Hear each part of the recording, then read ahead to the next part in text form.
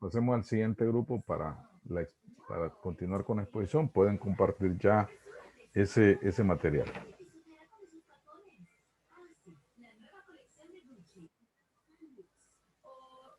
Disculpe, solo una pregunta, licenciado. Dígame. ¿Cada integrante tiene que subir el documento o solo una persona, solo el líder? Solo una persona, un representante que ustedes han asignado. Ok, muchas Sí, gracias. sí. No les va a afectar en nada si solo uno lo sube.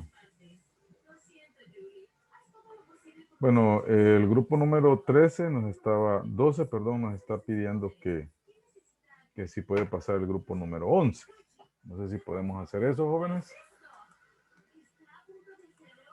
Este va el 10. Bueno, pasemos al grupo número 10, por favor, pues. Hay un grupo que tiene problemas para ahorita en este momento exponer, pero... Es que sí, éramos los del grupo 10 los que le solicitábamos si la posibilidad de que había que el grupo 11 pasara porque estamos teniendo problemas. Bueno, entonces el grupo número 11 puede pasar en este momento, si nos ayudan, por favor.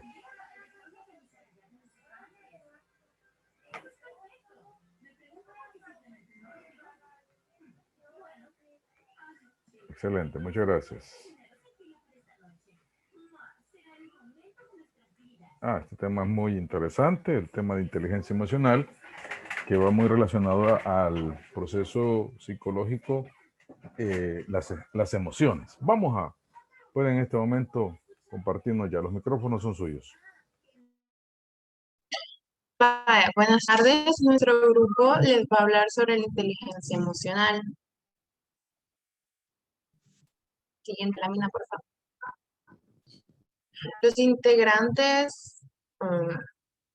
Los integrantes son Alicia Miranda, su servidora Rebeca Meléndez, Daniela Castillo, Orlando Guzmán y Kelly Caña. Nuestro índice consta de introducción, objetivos, el marco teórico y nuestra conclusión.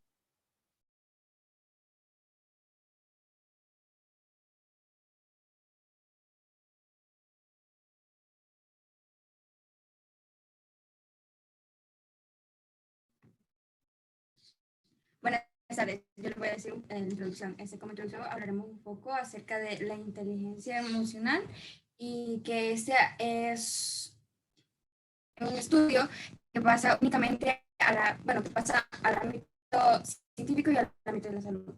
Nosotros lo podemos ver dentro de la psicología o cuando nuestros maestros orientadores nos quieren ayudar para que nosotros alcancemos un máximo potencial académico y también cuando incluso en nuestras familias los papás quieren que nosotros crezcamos como personas y como seres humanos. Así también dentro del desarrollo de esa presentación hablaremos acerca de la inteligencia emocional y su desarrollo, la naturaleza, su definición, la historia que ésta tiene, la función que tiene y también los diferentes tipos de inteligencia que existen. Como últimos puntos también hablaremos acerca de las características y conclusiones que tuvimos y vimos acerca del tema.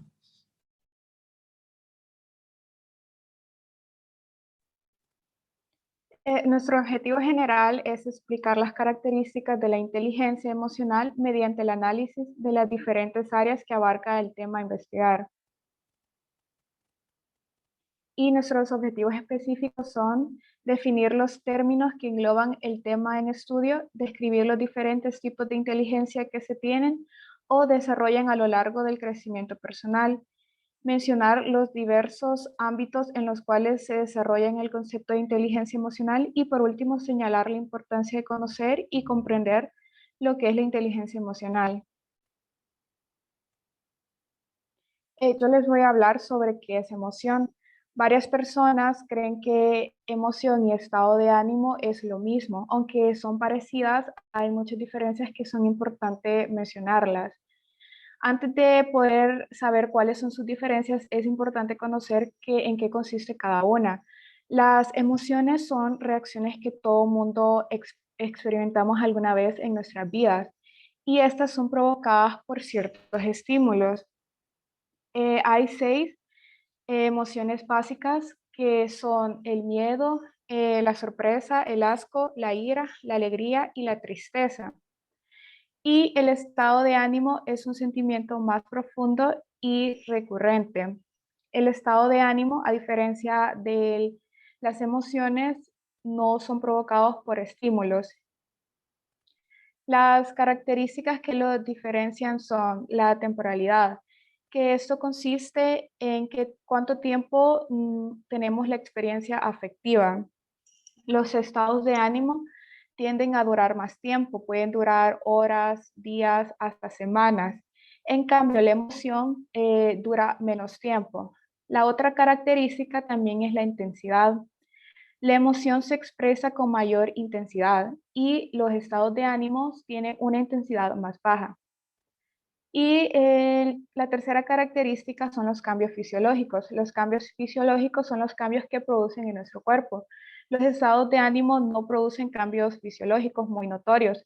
En cambio, las emociones sí producen cambios fisiológicos. Por ejemplo, cuando nosotros nos llenamos de ira, varias personas se les acelera el corazón, o hay personas que sudan, o hay otras personas que sienten una respiración muy agitada. También les voy a hablar sobre qué es la inteligencia. En el diccionario de la Real Academia Española sale que la inteligencia es la capacidad de entender o comprender, y también sale una segunda definición que es la capacidad de resolver problemas. Muchos expertos en psicología no están muy de acuerdo con esas definiciones, ya que para ellos la inteligencia no solo se basa en la capacidad de entender o la capacidad de resolver problemas. En el pasado, una persona inteligente se consideraba solo las que tenían conocimientos prácticos o conocimientos sobre leyes. Con el desarrollo y la modernización de la sociedad, ese concepto ha cambiado. También se considera una persona inteligente a las personas que tienen una habilidad lingüística o una lógica matemática. Existen varios tipos de inteligencias que más adelante les hablaremos en qué consiste cada una de ellas. El concepto de inteligencia cambia según el tiempo, ya que cambia según los aspectos sociales, científicos y culturales.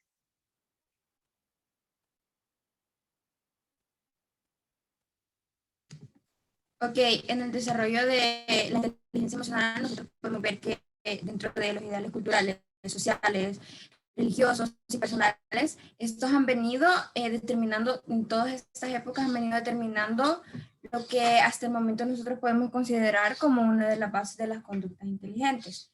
Así también, al momento que nosotros hacemos un repaso histórico, podemos observar que se ha surgido la necesidad de saber medir y validar diferentes concepciones de inteligencia.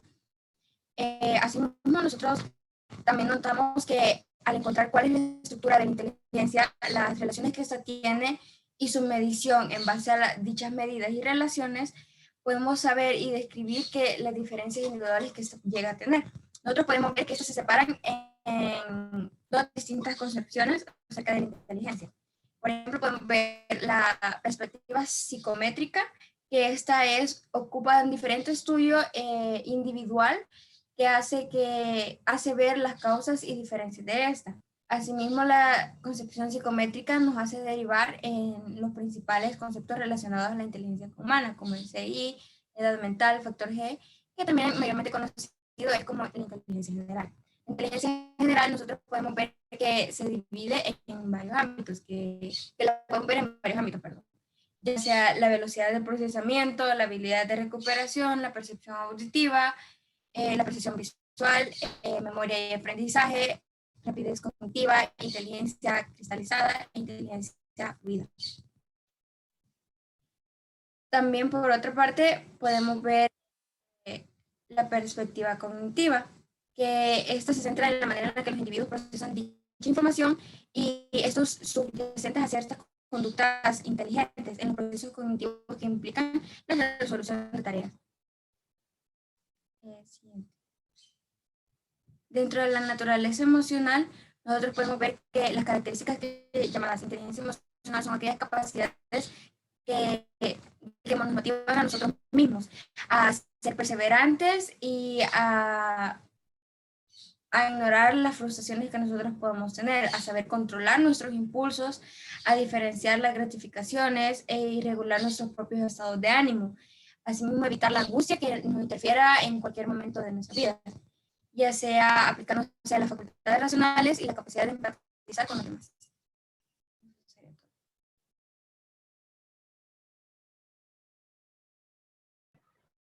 Bien, yo le voy a hablar sobre qué es la inteligencia emocional.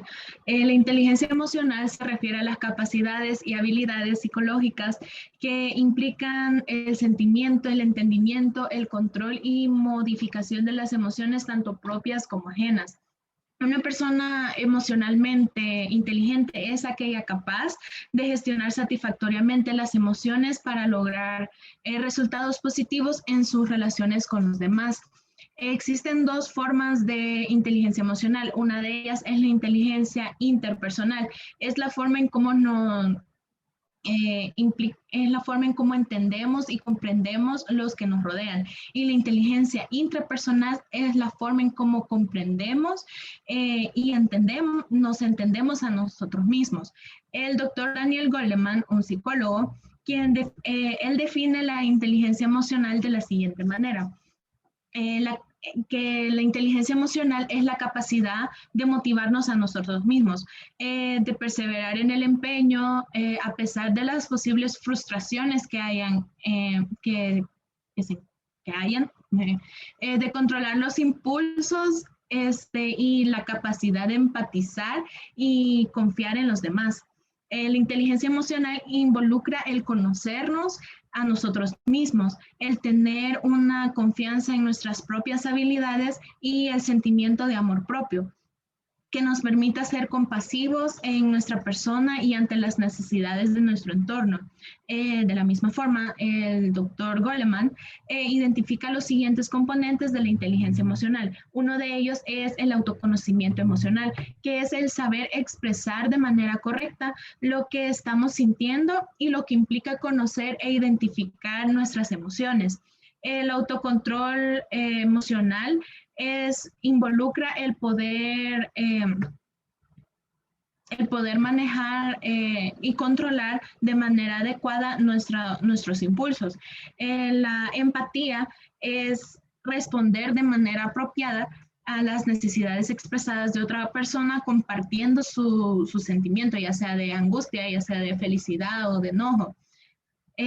Las relaciones interpersonales es la habilidad de relacionarnos de manera efectiva con las personas que nos rodean, haciéndolas sentir bien y contagiando positivamente la emoción.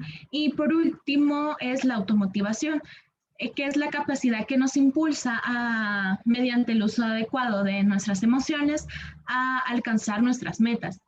Goleman también establece dos ámbitos del desarrollo de la inteligencia emocional que ya había mencionado anteriormente, que son la inteligencia interpersonal y la inteligencia intrapersonal. En el ámbito intrapersonal, que es referido al autoconocimiento, a cómo pensamos, nuestras ideologías, a cómo nos tratamos, qué es lo que sentimos. Y en el ámbito interpersonal, es referido a cómo nos relacionamos con los demás, qué percepción tenemos acerca de los que nos rodea y qué actitud tenemos ante lo externo.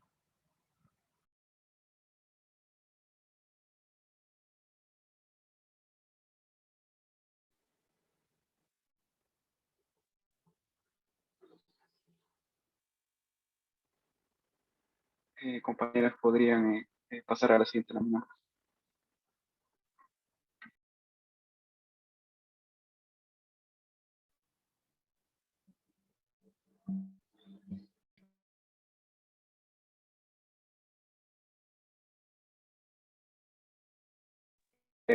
Creo que estamos teniendo problemas técnicos.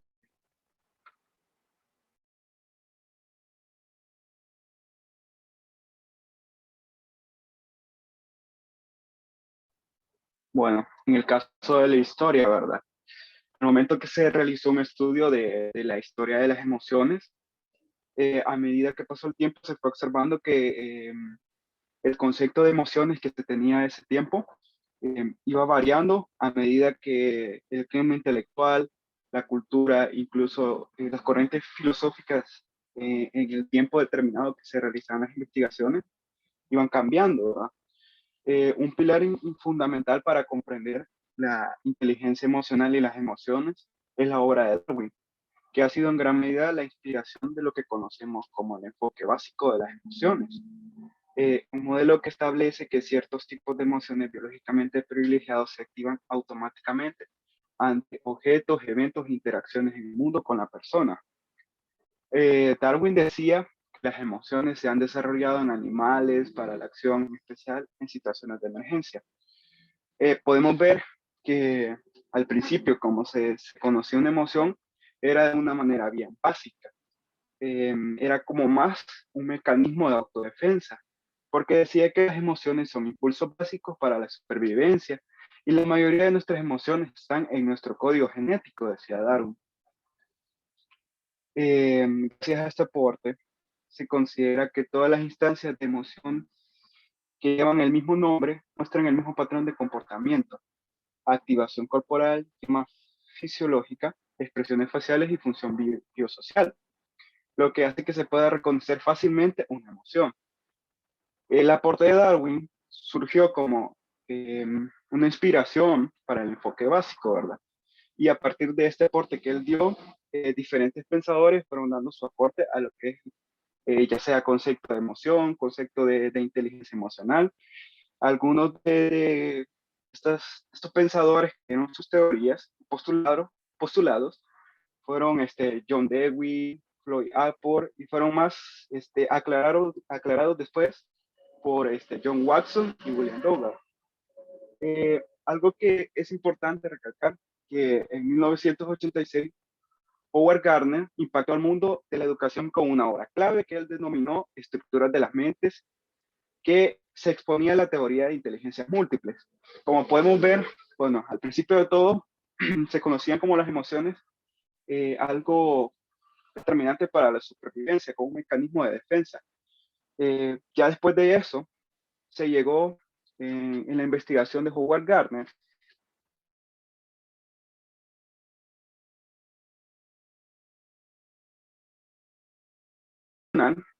que era, se enfocaba más en problemas temáticos, ya que es inteligencia musical,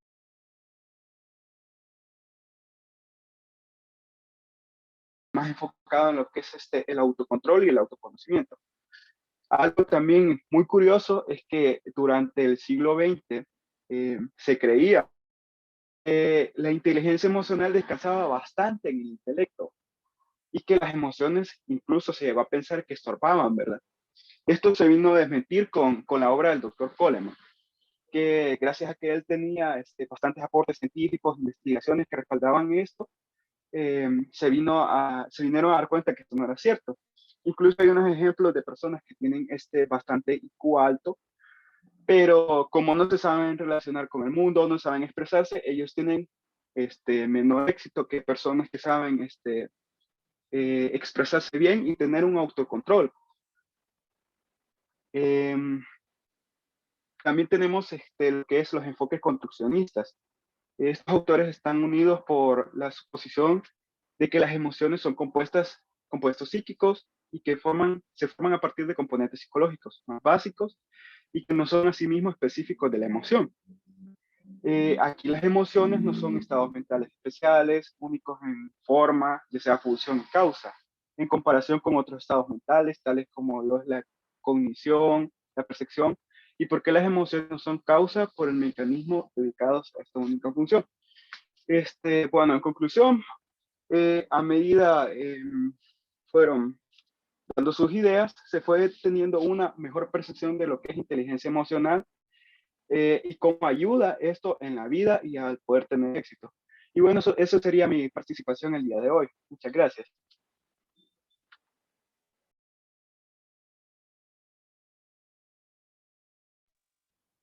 Bien, yo les voy a hablar sobre las funciones de las emociones.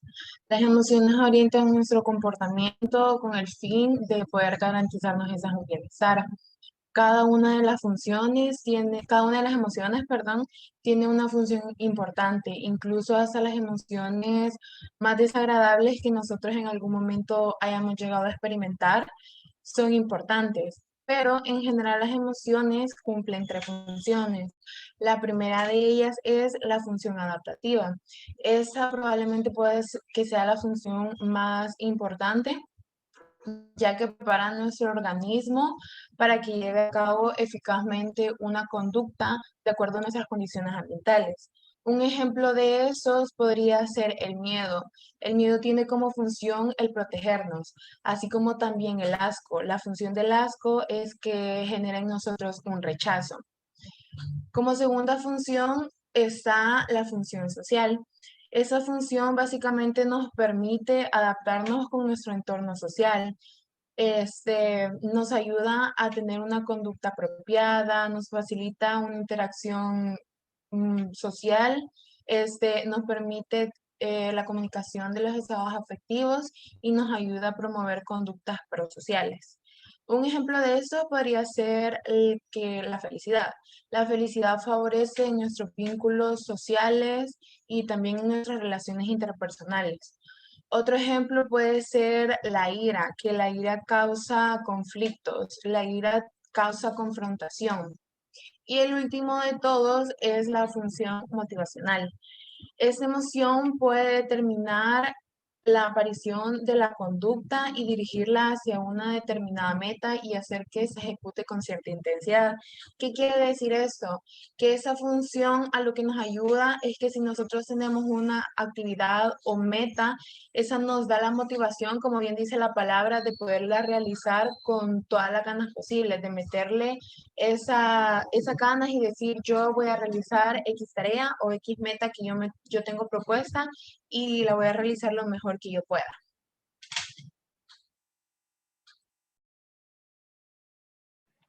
Bien, les hablaré sobre 6 de los 12 tipos de inteligencia. La primera de ellas es la inteligencia lingüística. Esta inteligencia es la habilidad de dominar el lenguaje, la escritura o la gestualidad, por lo que tiene mucho que ver con el proceso comunicativo. Las personas que tienen esta alta inteligencia lingüística tienen la sensibilidad especial por el significado de las palabras. La segunda de ellas es la inteligencia lógico-matemática, y esta es la capacidad de conceptualizar las relaciones lógicas entre las acciones y los símbolos, ya sea matemático o científico, y lo podemos ver, se puede también definir de esta manera, que es la habilidad de razonar de manera deductiva y lógica, y también la habilidad de resolver problemas matemáticos. El siguiente es la inteligencia espacial. Esta inteligencia es la capacidad humana de poder observar el mundo y los objetos de diferentes perspectivas. Y también es la habilidad para manipular o crear imágenes mentales para poder resolver los problemas. Digamos, cuando nosotros manejamos el auto y lo queremos estacionar, cuando los arquitectos y los ingenieros ven el espacio en donde se va a construir una obra, ya sea un centro comercial, un edificio, bueno, entre otros. También está la inteligencia musical. Estas personas que poseen esta habilidad musical tienen un alto grado de interés por la música, valga la redundancia, es lo que les permite tocar instrumentos, leer partituras e incluso crear sus propias obras musicales con mucha facilidad. Espera, se me trabó.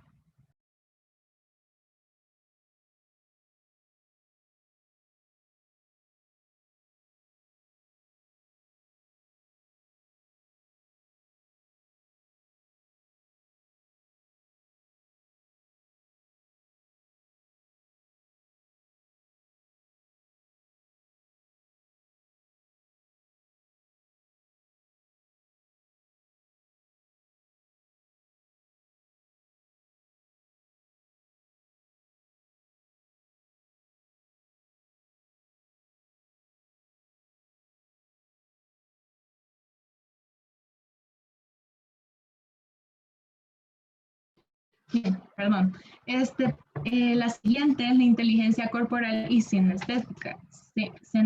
senestésica, que este es un tipo de inteligencia que hace visible una gran conexión entre la mente y las emociones. Y el movimiento, y además esta inteligencia la poseen los bailarines, los actores y los deportistas. El siguiente es la inteligencia intrapersonal, que la inteligencia intrapersonal, como ya lo hablábamos anteriormente, refiere el autoconocimiento, el cómo pensamos, qué es lo que sentimos, cómo nos tratamos con los demás. Yo les voy a hablar sobre la inteligencia interpersonal. Este tipo de inteligencia, las personas que la tienen la facilidad y la habilidad de llevarse bien o relacionarse con otras personas. También a ellos se les facilita interactuar con los demás de una manera eficiente, son capaces de entender y empatizar. También está la inteligencia emocional. Esa inteligencia comprende tanto de la inteligencia intrapersonal como de la inteligencia interpersonal. Y eso está compuesta por 5 elementos, que son la autoconciencia emocional, autocontrol emocional, automotivación, empatía y habilidades sociales. Esta inteligencia aporta muchos beneficios, ya que minimiza los efectos del estrés y los previene, y también mejora el bienestar emocional, entre otros beneficios. Siguiente.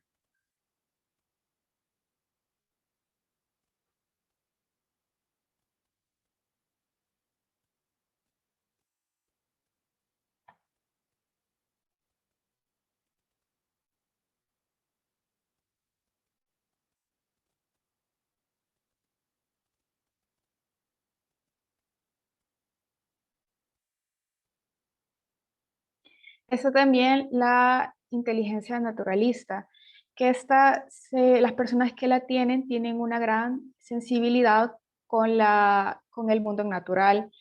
En el pasado, esta inteligencia era muy importante para la sobrevivencia. Mayormente esa inteligencia la poseen los biólogos, campesinos, botánicos o cazadores. También está la inteligencia existencial, que esta es la inteligencia que es la capacidad de verse a sí mismo y poder valorarse. Y está también la inteligencia creativa, que las personas que tienen esta inteligencia se caracterizan por tener una gran flexibilidad. Eso quiere decir que pueden abordar y ver las situaciones de diferentes formas. También tienen mucha originalidad, ya que aportan ideas novedosas. También está la inteligencia colaborativa, que a este tipo de personas se les facilita el trabajo en equipo. Siguiente. Algunas características de la inteligencia emocional. Primero está que las personas prestan atención a sus emociones. Eso quiere decir que no solo se limitan a sentirlas, sino que estas personas analizan sus emociones. También conocen sus emociones y no las reprimen. Esas personas son consideradas por ser auténticas y sinceras, ya que pueden expresar sus emociones sin ningún impedimento. La tercera característica es que analizan sus proyectos y sueños. Ellos saben razonar lo que sienten y lo que quieren, y antes de proyectarse cualquier meta o cualquier proyecto a futuro o a corto plazo, analizan si esa meta se puede cumplir o no. También tienen un balance constante en sus acciones. Ellos saben que todo tiene un lado malo o bueno, pero ellos dirigen su atención a las cosas positivas y las que ellos les van a servir más. Bien, yo les hablaré las siguientes características. Una persona con alto grado de inteligencia emocional no se toma nada personal. Digamos, cuando una persona se altera o cuando algo en su entorno no sale como lo planeó, analizan el por qué pudo haber salido mal lo que realizaron y qué cosas mejorar a futuro. También son autocríticos con sus acciones. Estas personas controlan y deciden qué hacer con ciertas emociones en un momento, en cualquier momento, y reconocen algo que se les fue de las manos. También se fijan en las emociones de las otras personas. Estas personas intentan ser empáticos con sus semejantes para saber cómo expresan sus emociones. Y también ellos consideran que es una buena forma de relacionarse con los demás. También les gusta siempre conocen a gente nueva, pero se rodean de aquellos con los que tienen una conexión.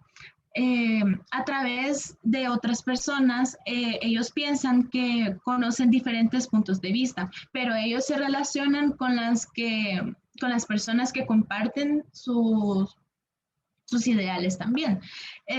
No pierden el tiempo en relaciones tóxicas, ahorrando así incomodidades necesarias.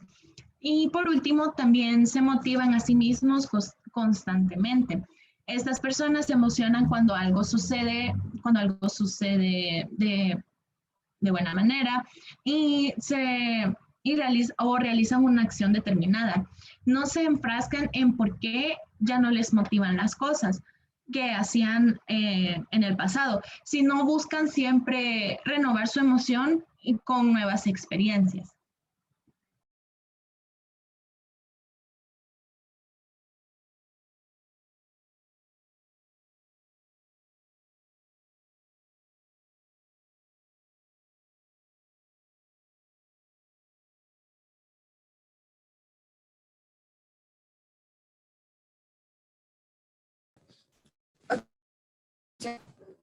Como conclusión, nosotros podemos ver que la inteligencia emocional es ciertamente importante en la vida cotidiana, puesto que esto nos hace permitir tomar o ser conscientes de las emociones que nosotros tenemos, saber comprender los sentimientos de los demás, ser personas tolerantes a las diferentes expresiones y frustraciones que podemos llegar a soportar tanto en un ámbito laboral como en un ámbito estudiantil.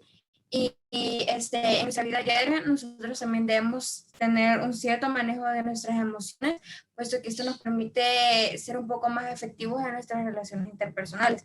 Eso también nos ayuda a aceptar nuestra capacidad de poder trabajar en equipo y optar por una actitud más empática, más social y humilde. Y esto nos puede ayudar a brindar mayores posibilidades cuando se habla de un desarrollo personal. Gracias.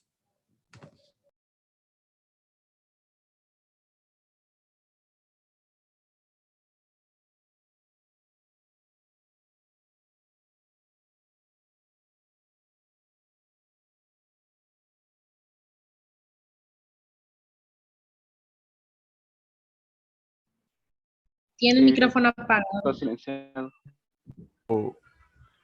Mucho tiempo atrás, por ejemplo, Peter Soloway nos hablaron sobre una idea del concepto de inteligencia emocional, aunque este concepto de inteligencia emocional es de mucho tiempo atrás, ¿no? Pero a ellos se les acuña esta definición. Daniel Goleman como decimos, quizás la perfeccionó, pero quizás es en sí el hecho del manejo de las emociones, el manejo de las emociones, y hay 5 aspectos bien importantes de esa parte de las emociones. Así que es bueno pues poner en práctica pues el concepto. Ahora el grupo pues agregó los otros conceptos de inteligencia que ya caerían en lo que se conoce como inteligencias múltiples, ¿no? Que es otra visión de ver la inteligencia. Bueno, ya tenemos ahí en pantalla el grupo número 10, así que los micrófonos son suyos, jóvenes.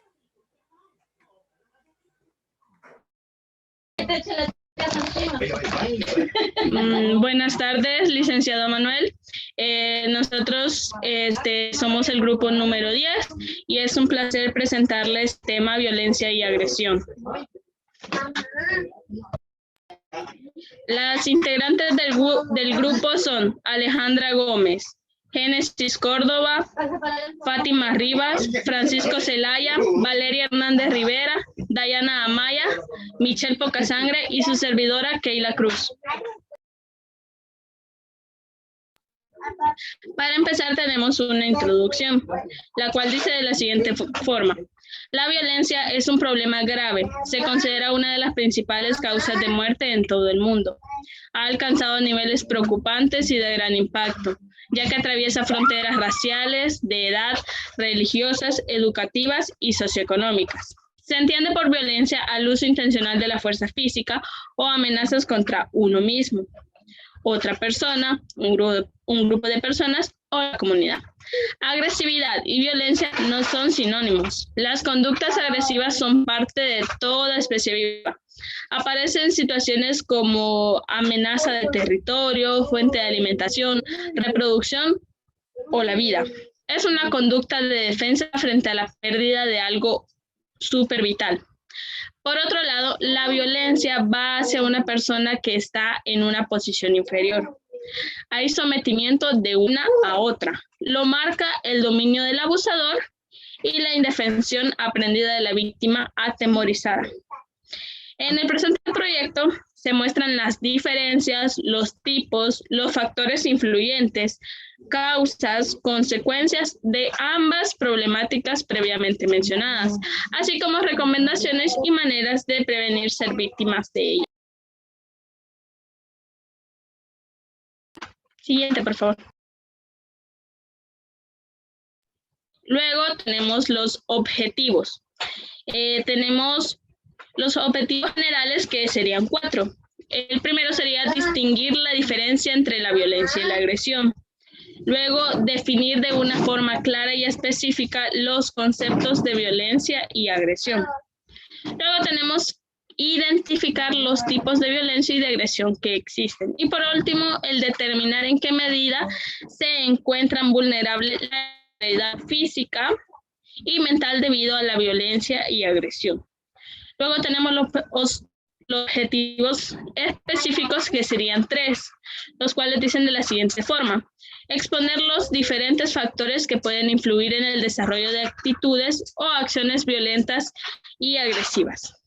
Identificar las consecuencias tanto psicológicas como físicas que experimentan las víctimas de la violencia y agresión. Por último, tenemos el que dice mostrar las diferentes recomendaciones a las víctimas que les permita tener un cambio positivo en sus vidas. Siguiente, por favor. Bueno, para empezar con el desarrollo del tema, tenemos que saber muy bien el concepto de agresión, lo que esto significa. Bueno, la agresión es una palabra que usamos todos los días para caracterizar el comportamiento de los demás y quizás de nosotros mismos.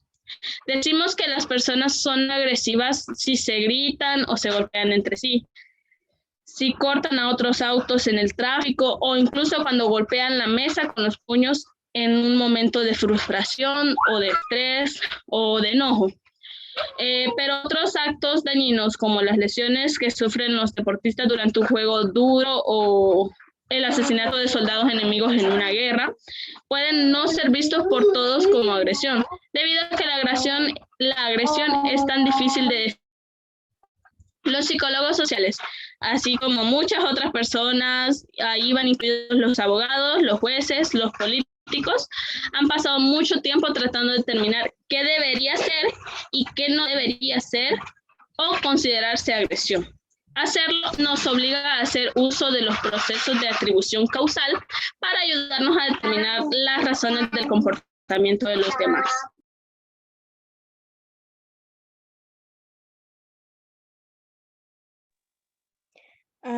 Bueno, no puedo conectar mi cámara, no sé qué le ha pasado a mi computadora, pero bueno.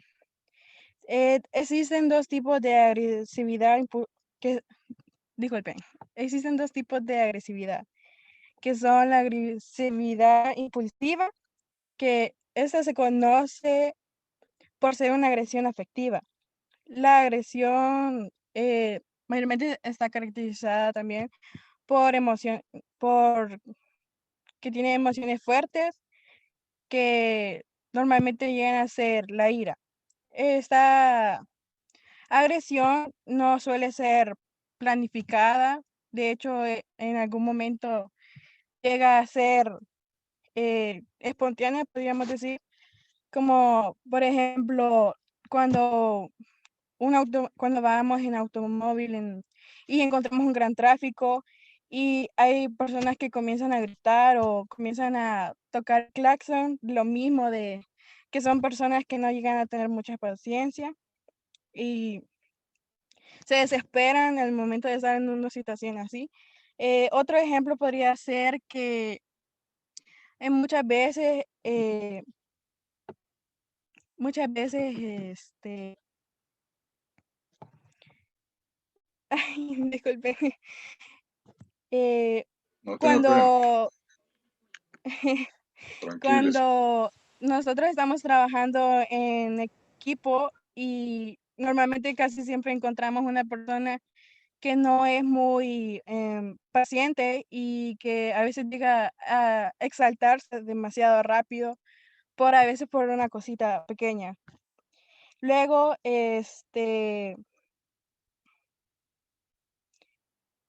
cuando sucede esto, suele desencadenar un sistema de respuesta de amenaza aguda en el cerebro que involucra la amígdala, el hipotálamo y el gris periaqueductal. Siguiente, por favor. Luego, tenemos la agresividad instrumental, que es desconocida por ser depredadora. La agresión instrumental está marcada por comportamientos que están destinados a lograr un objetivo más amplio. La agresión instrumental a menudo se planifica cuidadosamente y generalmente existe como un medio para lograr un fin.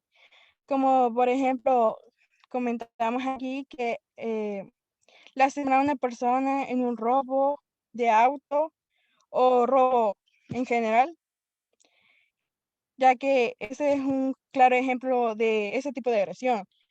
El objetivo de agresión es obtener dinero o un vehículo, o podría ser otro bien material, o simplemente lastimar a la persona, ya que había planificado bastante hacer algo malo a esa persona.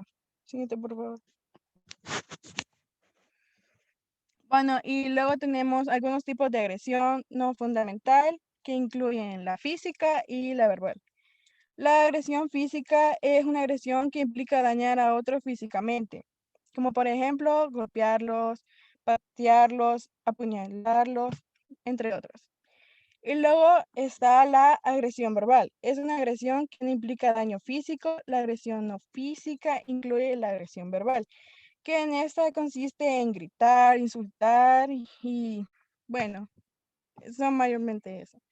Y la agresión relacional o social, que se define como dañar intencionalmente las relaciones sociales de otra persona, como por ejemplo chismeando sobre una persona, incluyendo a otros, perdón, excluyendo a otros en nuestra amistad o acoso cibernético, que eso normalmente sí, bueno, en alguna ocasión le hemos vivido algunos y a otros no nos ha pasado, entonces podemos entender más de manera real lo que es la agresión verbal. Y luego, por último, la agresión no verbal también ocurre de forma de bromas y epítetos sexuales, raciales y homofóbicos, que bueno, ese es otro claro ejemplo de lo que vivimos normalmente día a día, y que se han dado casos muy reconocidos, como lo que fue la muerte de George Floyd en Estados Unidos. Hace poco también salió de una salvadoreña, lastimosamente no me acuerdo del nombre, pero fue en México. Y ahí podemos ver a veces la agresión de personas que son homofóbicas o son llegan a ser sexistas hasta cierto punto.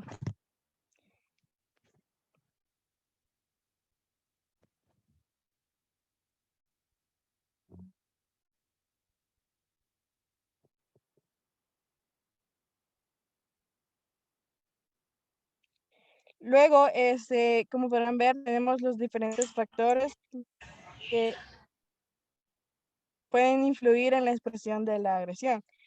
Primer factor que podemos encontrar son los factores biológicos. Los hombres son más propensos que las mujeres a participar en agresión física debido a sus altos niveles de testosterona, que es una hormona sexual masculina asociada con un aumento de la agresión. La testosterona afecta la agresión al influir en el desarrollo de varias áreas del cerebro que controlan los comportamientos agresivos. La testosterona no es el único factor biológico relacionado con la agresión humana. Investigaciones recientes han descubierto que la serotonina también es importante, ya que tiende a inhibir la agresión. Se ha descubierto que los niveles bajos de serotonina predicen una agresión futura. Si bien los investigadores han descubierto que es probable que las mujeres se involucren en agresiones físicas, también sugieren que las mujeres usan formas no físicas como la agresión verbal, la agresión relacional y el rechazo social.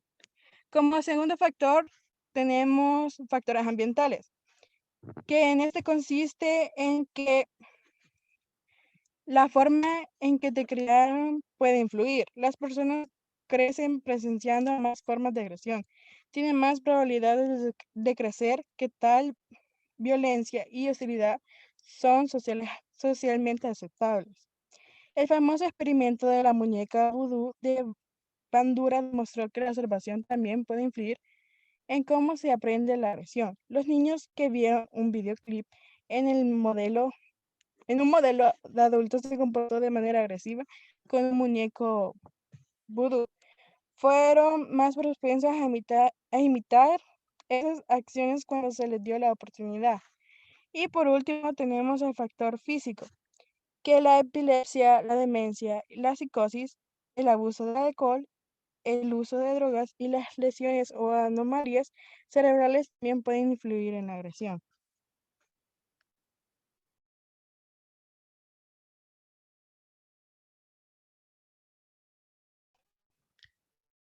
Bajo control de la agresividad.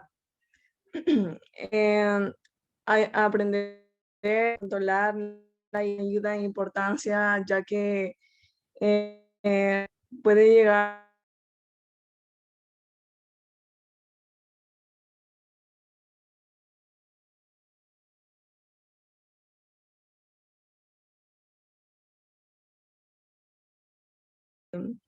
algunas emociones e incluso impulsos irracionales. Muchas veces la agresividad y el enojo nos pueden llegar a controlar en gran manera. Pero yo quiero brindarles algunas recomendaciones y consejos para que puedan autocontrolarse en momentos de un estado de enojo. No acumular ira, sino gestionarla adecuadamente. ¿Qué quiere decir esto? De que, por ejemplo, comenzamos el día muy bien y todo, y surge una pelea con algún familiar de nosotros o un amigo, y entonces ese enojo lo vamos acumulando durante el día y durante el día también van pasando más problemas, dificultades, entonces eso se va acumulando, convirtiéndose en una bomba de tiempo. ¿Por qué digo bomba de tiempo? Porque en algún momento esa acumulación, todo eso se va a explotar y va a dar lugar a que podamos actuar de una manera agresiva, dando espacio o permitiendo un estado de violencia verbal e incluso aún peor, un estado de violencia física. Por eso que debemos de afrontar cualquier problema que pase con asertividad y control, y tratar de hacer que desaparezca esa bomba. y actuar con madurez y paciencia sobre todo. Reflexionar acerca de las causas y las consecuencias de nuestra irascibilidad.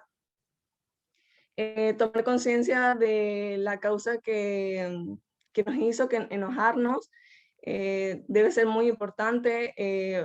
Pensar en ello y analizarlo, de si en verdad tiene sentido enojarnos por ese motivo, o de verdad es justificable enojarnos por eso, porque muchas veces no sé si les ha pasado que pelean con, no sé, algún amigo o su hermano, o sus hermanos, y después de unas horas ya no se acuerdan ni por qué se enojaron. Y es porque tal vez ese motivo de enojo no fue justificable, o sea, no fue algo de lo que realmente se tenían que enojar. Entonces tienen que pensar bien acerca de si en verdad se tienen que enojar y si es un motivo justificable.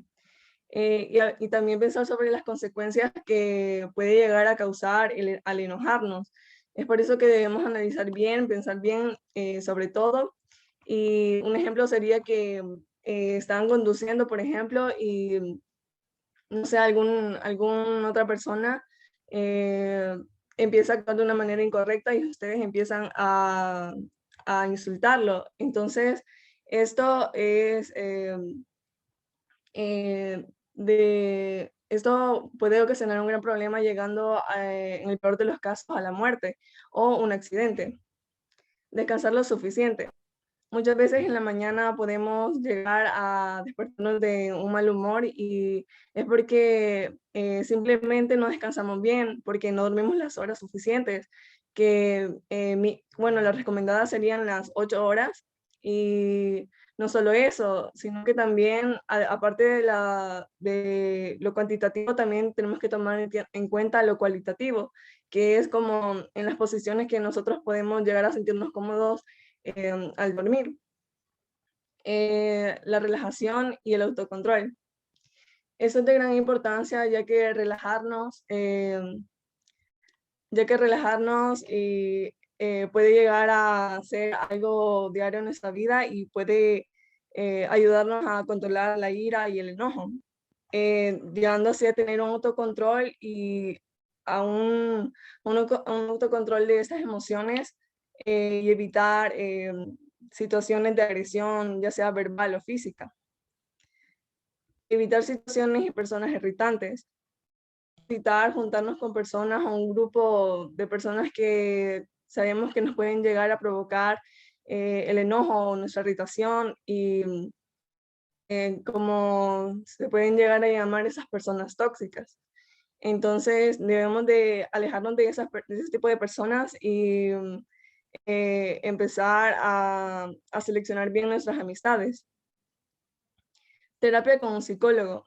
Eso es de mucha importancia ya que debemos buscar ayuda psicológica si es que nuestro problema ya empieza a subir a un nivel mucho más grande de lo que nosotros podemos controlar. La ayuda de un psicólogo es muy importante ya que puede brindarnos algunas técnicas de relajación, ya sea poder hacer ejercicio, poder hacer algún deporte, ya sea nadar, correr, o algún pasatiempo, ya sea cantar, bailar, o algún pasatiempo que de verdad te ponga positivo y olvides toda esa ira, todo ese enojo y una mejor persona. Eso sería todo por mi parte.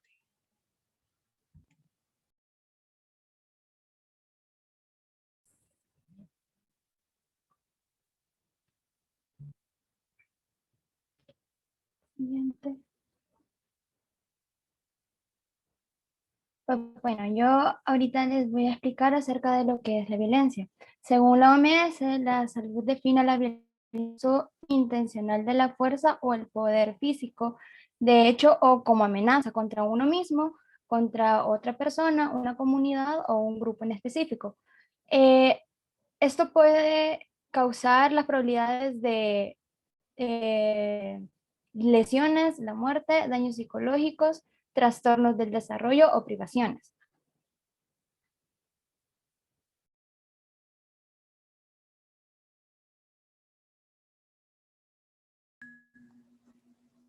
Existen tipos de violencia. La clasificación de la OMS divide la violencia en 3 categorías generales según las características de los que cometen el acto de violencia. La violencia autoinfligida.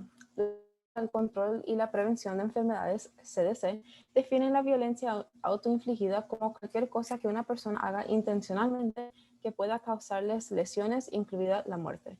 Por ejemplo, cortarse o suicidarse. Los CDC observan que estos factores aumentan el riesgo de suicidio entre los jóvenes con antecedentes de intento de suicidio, antecedentes familiares de suicidio, abuso de alcohol o drogas, entre otros. Siguiente.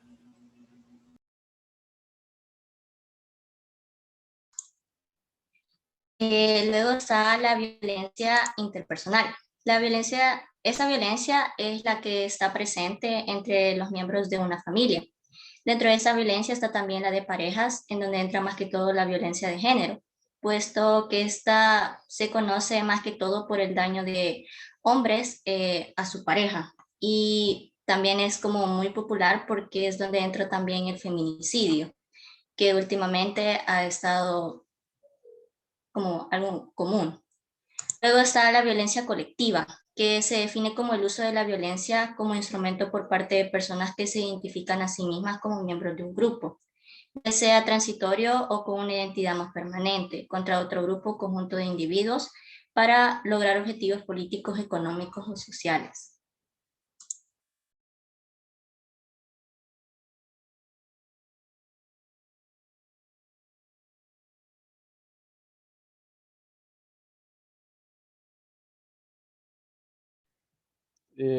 Bueno, yo les voy a hablar sobre la naturaleza de los actos de violencia, lo cual puede ser física, sexual, psíquica, lo anterior incluyen privaciones o descuido.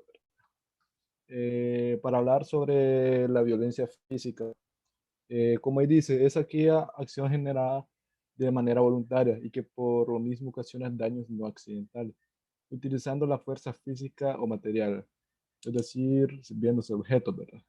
Que tiene como fin fundamental generar un impacto directo en el cuerpo y consecuencias físicas tanto externas como internas. Básicamente, la violencia física es cuando una persona, por así decirlo, ag- hace agresión, ¿verdad? Física, obviamente, pero lo hace, por así decirlo, para sentirse, de alguna manera, la llamada así, superior. Como puede ser en el caso de una familia de que, digamos, el papá eh, haga violencia física al hijo solamente porque el hijo se ha portado mal o algo por el estilo. Evidentemente, cuando el hijo desobedece, pues se le puede dar un castigo, pero hay una gran brecha entre un castigo, por así decirlo, justificado a la violencia física, ya que la violencia física es ya cuando se llega al punto de golpes, por así llamarlo, así como puñetazos, ¿verdad? Y han habido casos donde a veces los hijos quedan con traumas, ¿verdad? Son unas consecuencias bastante fuertes, por así decirlo. Pero casi siempre esto nace porque, digamos, el papá está en desacuerdo con algo, ¿verdad? Y tal vez psicológicamente no está bien y actúa de una manera bastante fuerte que la verdad no es para nada justa, ¿verdad? No es para nada justificable. O sea, que violencia es violencia. A veces están sobre los efectos del alcohol o sobre los efectos de alguna sustancia. Y es algo que pues en la familia se debería de controlar, ¿verdad? Obviamente no solo puede suceder en la familia, puede suceder en otros ámbitos, ¿verdad? Porque en la violencia física se refiere ya así, ¿verdad? A golpes, ¿verdad? Directamente. Ya la violencia sexual, pues esta abarca actos que van desde el acoso verbal o la penetración forzada y una variedad de tipos de coacción, desde la presión social y la intimidad a la fuerza física. La violencia sexual afecta a las personas de toda edad, género, etnicidad, capacidad intelectual, clase socioeconómica. La violencia sexual es cometida con mucha más frecuencia por hombres, ¿verdad? Lastimosamente así es, pero igualmente, ¿verdad? Sufren todo tipo de personas ese tipo de violencia. Lastimosamente, esto es un problema que ha generado mucha controversia, ¿verdad? ha generado mucho debate y hay gente que, chica, al intentar discutir ese tema, hasta hay muchos desacuerdos, ¿verdad? Y hasta se van a veces del punto, lo que es la violencia sexual, de que hay gente que no lo toma en serio, por así decirlo, ¿verdad? Esto más que todo es causado por hombres, como ahí dice, ¿verdad? La mayoría de ocasiones, pero realmente, o sea, todo tipo de personas sobre este tipo de violencia, ¿verdad? Eso es más que todo cuando esto puede suceder en la calle, cuando una persona, por ejemplo, por decir, darle un ejemplo, una chica va caminando y algún hombre empieza a acosarla. Vaya, después de eso que pasa otra vez por la misma calle, ese hombre ya se memoriza de que esa chica pasa todos los días por esa calle. ¿Qué es lo que hace? Ya la acosó, ya después, pues, contrata a algunos amigos, no sé, y que la secuestran, ¿verdad? Y lastimosamente a veces eso llega a violación, puede llegar a un embarazo y se arma un problema para la vida de esa chica, ¿verdad? Es por eso que este tipo de violencia es bastante grave. Es algo que no es justificado para nada, ¿verdad? Y pues esto es más que todo causado porque hay gente que simplemente tiene, por así decirlo, bastante necesidad sexual, de alguna manera llamarlo, pero hacen actos totalmente ilícitos, actos que no son perdonables, ¿verdad? Y pues, como ya había mencionado antes, esta violencia sexual puede dejar bastantes consecuencias en la vida de personas, tanto en hombres como mujeres, ¿verdad? Les puse el ejemplo de la mujer porque es un poco más común y solamente.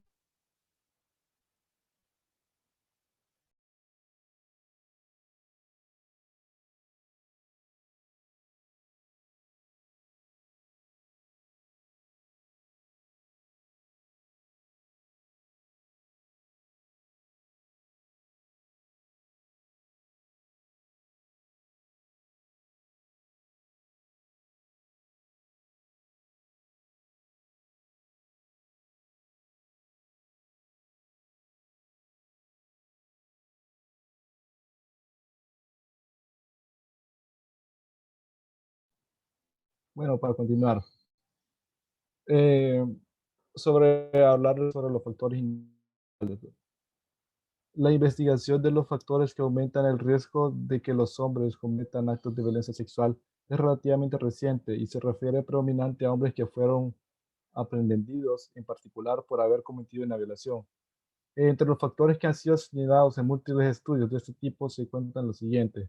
Pertenecen a una pandilla, o sea que algún, no sé, el que cometa este daño es perteneciente a alguna pandilla y tal, estos cometen estos actos, ¿verdad? También el consumo perjudicial o ilícito de alcohol o drogas, así como había mencionado, la violencia física, hay gente que pues está bajo el efecto de estas sustancias, ¿verdad? La personalidad antisocial, que eso la verdad hay gente que no lo toma muy en serio, por así decirlo. Hay gente que dice, pues chica, está inventando o está loco, pero a veces este problema genera bastante, no sé, como bastante problemas dentro de la mente de una persona. Nunca sabe hasta dónde puede llegar a ser esa persona, ¿verdad? Exposición a la niñez o a la violencia entre los padres. Esto es algo que suele pasar muy seguido, lastimosamente. De hecho, hay gente que, tras que han sido, por así decirlo, víctimas de esta violencia, eh, cuando son grandes pueden suceder dos cosas. Bueno, la primera es que obviamente pues les queda con el trauma, ¿verdad? Y defienden, o sea, combaten contra esto, mejor dicho, de que en contra de la violencia que recibió, ¿verdad? Porque obviamente no lo vivió para nada bien esa etapa. Y pues lastimosamente hay otras veces donde hay gente que se siente la libertad de hacerlo, por, entre comillas, hacerlo por justicia, que obviamente está mal, ¿verdad?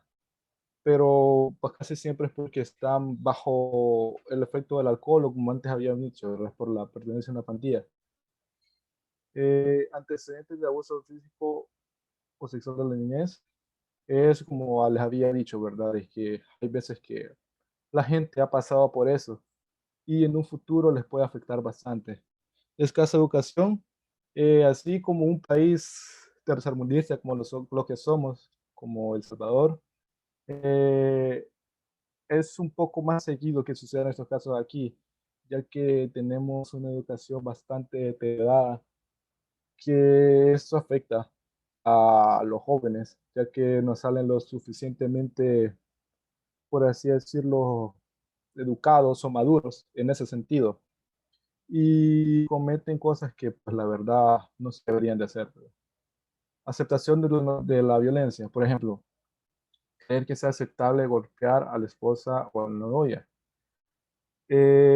Como puchica, yo he conocido casos donde el hombre se siente tan superior de que, como había mencionado, puse el ejemplo del hijo, pero también puede suceder con la mujer, vea, que la golpea y lastimosamente a veces las mujeres solamente lo callan por miedo a que le vuelva a hacer violencia otra vez el esposo, ¿verdad?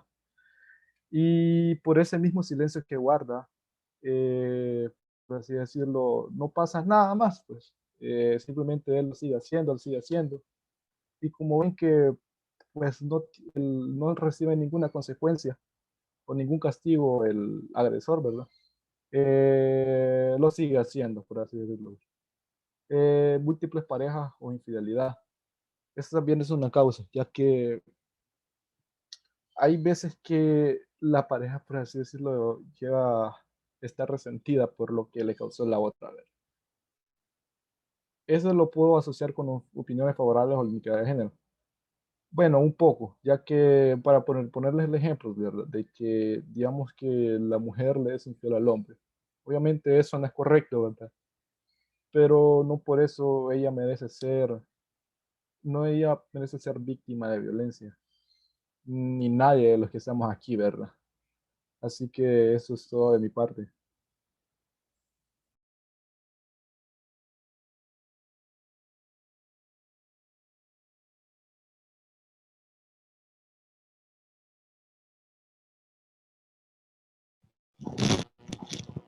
Yo les voy a hablar sobre los factores comunitarios y sociales que afectan o erradican en cuanto a la violencia. Tenemos que desde una perspectiva de salud pública, los factores comunitarios y sociales son los que nos podrían ayudar a prevenir la violencia sexual antes de que sea producida por el agresor. En las normas tradicionales y sociales podríamos hablar de que toda la vida se le ha otorgado al hombre como el que puede andar con una niña y otra, y la niña como la que tiene que salvar, como que guardar su honor o su virginidad, por decirlo de alguna manera, cuando en realidad eso no debería ser así, porque si hablamos de igualdad de género, ambos deberíamos tener los mismos niveles, ¿verdad? Y también que podríamos hablar de las sanciones jurídicas y comunitarias poco rigurosas contra la violencia. De hecho, algunos funcionarios, como los policías o cosas así, no se toman en serio ese tipo de cosas. Les voy a comentar un caso. Hace como 2 semanas conocí un caso, valga la redundancia, en la que un policía había embarazado a una joven de 14 años y él mismo había ido a la unidad de salud a inscribir en sus controles de embarazo y todo. Entonces, si él, que se supone que debería como dar el ejemplo porque está ahí con la ley, ni siquiera él se toma como en serio la parte ilícita y las consecuencias legales que puede tener si violenta contra la dignidad de una menor o de una persona en general, ¿qué se puede esperar de las demás personas? La siguiente, por favor. Y aquí es donde tenemos otro tipo de violencia, que sería la psicológica o emocional, que creo que es bastante entendible su nombre, que la podemos comprender como abuso mental o psicológico y puede darse de diversas formas, desde tratar mal a una persona hasta amenazar, aislar, insultar, humillar o ridiculizar a una persona. Creo que muchas veces este tipo de violencia en específico no se le toma como la importancia vital que tiene, ya que es como que, las palabras, ¿verdad? Y que no van a afectar moralmente a una persona cuando la verdad es que sí. Y creo que a todos nos ha pasado que si nuestros papás nos regañan fuerte, nosotros nos sentimos un poco lastimados, ¿verdad? O resentidos.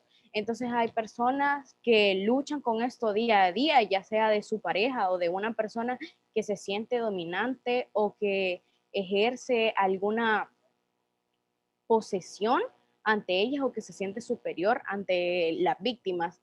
Entonces, esta violencia se ha considerado un tipo de violencia invisible, por lo que los decía, porque al no dejar alguna reseña o agresión física, no se le toma la importancia que ella tiene. Para lograr su objetivo, el agresor siempre recurre a gritos, insultos, humillaciones o a violencia verbal, y en algunos casos ocupa algunas cosas como ironía, sarcasmo, indiferencia. Incluso que nosotros le estemos hablando a una persona y que esa persona se haga la desinteresada o que nos haga sentir como que nosotros no tenemos la suficiente potestad como para dar una opinión, ya podríamos considerarlo como violencia psicológica. Entonces, de este tema podríamos conllevar a las causas psicológicas del maltrato emocional. Cualquier persona puede ser víctima de maltrato, todos estamos propensos a sufrirlo, tanto físico como psicológico. Estas violencias normalmente surgen como resultado de una intensa frustración por parte del maltratador. A lo mejor en su infancia o ha estado recargando cosas y llega un punto en donde ese agresor explota y comienza a decir hasta de lo que se va a morir, la pobre víctima, ¿verdad? Entonces es más como cuestión de controlar nuestros impulsos de ira, y la mayor parte del tiempo los maltratadores tienen problemas para gestionar sus emociones y poseen una autoestima baja que intentan compensar desvalorizando al otro. Básicamente, suponiendo que yo fuera el agresor y yo tengo una baja autoestima o yo no me considero lo suficientemente capaz para hacer tal cosa, yo intento que la persona que yo sé que es capaz y que a lo mejor no tiene problemas de autoestima, sienta que no es capaz, valga la redundancia, de realizar lo que ella se proponga para yo de alguna manera sentirme mejor. En muchos casos, el maltratador psicológico se ha criado en un ambiente donde la violencia estaba permitida, llámese violencia intrafamiliar, ¿verdad? Cuando estuvo en su infancia, por lo que es la única manera de relacionarse que conoce y es la única manera que él comprende para afuera todas esas emociones o sacar la represión que tiene. Incluso han sido víctimas de maltrato durante su infancia, ya sea su padre hacia él, ¿verdad? La violencia emocional causa un gran daño psicológico, desde baja autoestima hasta dependencia emocional del maltratador. Pasa la diapo, por favor. Ahora bien, tomando en cuenta todo lo que vimos anteriormente, lo que es violencia, las causas, los factores que influyen en la violencia, nosotros podemos notar algunas consecuencias que son sumamente importantes porque impactan tanto en la salud física como psicológica de la víctima, y también que oscilan entre el incremento de riesgo de empeorar su salud y la posibilidad de terminar con la vida. Aquí nosotros vamos a terminar dos tipos de consecuencias que son la física y la psicológica. La física podría ser las lesiones graves, los homicidios, las lesiones durante el embarazo, embarazos no deseados si hablamos de violencia sexual, y vulnerabilidad a las enfermedades. Este tipo de consecuencias los vamos a ver la mayor parte del tiempo cuando estamos hablando de violencia, valga la redundancia, como la física, la colectiva, que se representa más que todo en golpes. Sin embargo, una persona después de padecer de violencia psicológica puede autoviolentarse, como con suicidios incluso.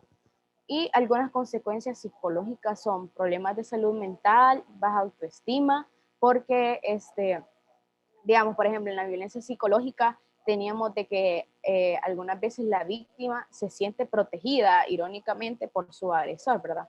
Entonces, cuando esta víctima está saliendo de ese ciclo violento, siente ese desprotegimiento por parte de la persona dominante y se siente con baja autoestima, y como toda la vida ha estado sometida a lo que esa persona le diga, se siente como incapaz de hacer lo que esa persona quiera. Miedo, estrés, ansiedad y conmoción psíquica de que vuelva a pasar lo que anteriormente vivió, aislamiento de las personas por no querer relacionarse, por el mismo miedo, de hecho, de pasar lo que ya vivió, y los trastornos del sueño y alimenticios. Imagínense si nosotros nos ponemos un poco que no dormimos mucho o que se nos olvida comer porque tenemos un examen al siguiente día, ¿cómo se deben poner estas personas al estar viviendo y afrontando un trauma tan duro como es la violencia? La siguiente. Y por último tenemos cómo prevenir la violencia. Ya vimos que es un problema bastante serio, entonces al no ser una enfermedad, claramente lo podemos prevenir o intentar evitar al menos. Vamos a aclarar unos puntos, y es que la agresividad y la violencia no son sinónimos, y ya que la agresividad es un rasgo físico, ¿verdad? Normalmente se ocupa para la supervivencia, y la violencia es cuando nosotros voluntariamente implementamos la fuerza hacia una persona. Entonces, la violencia vendría siendo como producto de la evolución cultural, donde se moldea al individuo desde el aprendizaje y desde los hábitos violentos. Entonces, para solucionarla necesitaríamos un cambio cultural y educativo desde los infantes. Y otra manera que quizás sí sería la más efectiva, y es que, como vimos a lo largo de la exposición, hay varios factores que incrementan la posibilidad de padecer de violencia, como lo son algunas drogadicciones, ¿verdad? O padecer en pandillas. Entonces, si se reducen por acciones del Estado, como políticas sociales y económicas de la salud y de la contención, esos problemas, también estaríamos previniendo la violencia. Por ejemplo, que un alcohólico llega a su casa a las 2 de la mañana pegándole a su esposa porque quiere comida. Entonces, si nosotros logramos que esa persona se detenga, o le prevengamos el alcoholismo o tratemos su adicción, obviamente la curva de violencia en esa familia podría estar muy resguardada. Entonces, básicamente esas son las cosas que teníamos por decir. Ese sería todo mi aporte.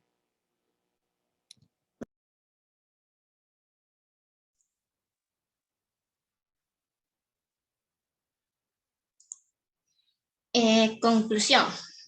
Bueno, la violencia y agresión es algo que lastimosamente la mayoría de las personas han vivido. Como se dijo antes, estas provienen de diferentes situaciones, como el que alguien se desarrolle dentro de un ambiente violento y esté acostumbrado a él, o el que una persona tenga demencia, por ejemplo. Se sabe que estos problemas son de gran importancia, puesto que sus consecuencias pueden llegar a ser mortales.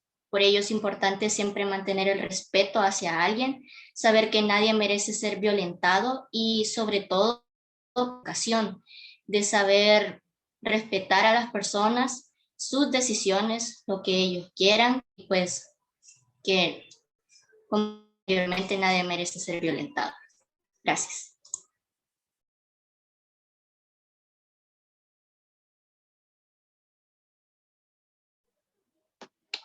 Muy bien, jóvenes, el tema de violencia, hoy lo estamos viendo muy a menudo hoy en nuestra sociedad. Lamentablemente, pues no solamente hoy es algo físico, sino que hoy también tienen otros componentes que se ven en la violencia hoy. Lamentablemente, pues ese también es un problema social que tenemos. Como los compañeros pues lo mencionaban, algunos se pueden mencionar pues las fuentes de violencia. Normalmente, pues como decía el compañero, pues está muy ligado pues a situaciones económicas. En alguna medida tienen cierta relación con esos aspectos. No en general, pero vamos a decir que va a tener mucha relación ese elemento económico por la misma situación de limitantes, pues va a llevar a eso. Eso pues adjunto también el hecho de la situación, por ejemplo, educativa. Y muy bien lo que decía la señorita Génesis con el ejemplo claro pues de las personas, ¿no? Habría que ver si este funcionario, pues, qué grado muchas veces de escolaridad tenía o sus valores también, o si tenía antecedentes de agresión. Bueno, tantos elementos que se pueden ver. Y eso, como decía la compañera, pues es uno de muchos, pues, que se están ejerciendo hoy. Por eso algunos hablan de la violencia política, que también, pues, se daba cuando en alguna medida, pues, no se respetan, pues, los derechos, pues, de los ciudadanos. Entonces, muy bien esa explicación en cuanto a la definición de violencia. Hay que tratar la manera, pues, de no caer, pues, nosotros en esa situación. Y por otro lado, pues, no ser víctima, ¿va? de la violencia, ¿va? Como decía, pues hoy existen muchos mecanismos para poder buscar la ayuda necesaria. Lamentablemente, pues muchas veces se duda del sistema que tenemos y entonces las personas pues muchas veces se quedan callados. Pero en la medida de lo posible, pues podemos luchar pues contra estas acciones pues de violencia. Bueno, vamos a pasar al último tema, que es la familia, que es otro tema tan importante, la familia. Así que, compañeros, tienen ahorita en este momento los micrófonos abiertos para poder compartir la pantalla ahí.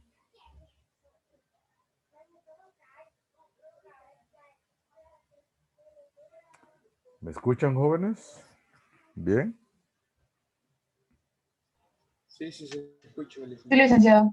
Bueno, muy bien. Ahora compartan, por favor, los compañeros que nos van a hablar del tema de la familia.